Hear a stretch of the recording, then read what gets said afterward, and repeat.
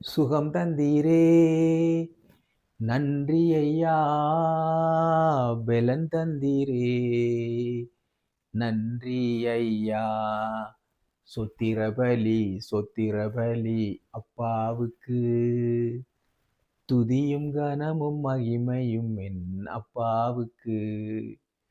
உங்களை வாழ வைக்கிற தெய்வம் இந்த நாள் எங்களோடு பேசுகிற வசனம் எசாயா 40:29. சோர்ந்து போகிறவனுக்கு அவர் பலன் கொடுத்து, சத்துவம் இல்லாதவனுக்கு சத்துவத்தை பெருக பண்ணுகிற தெய்வமாக இருக்கிறார்.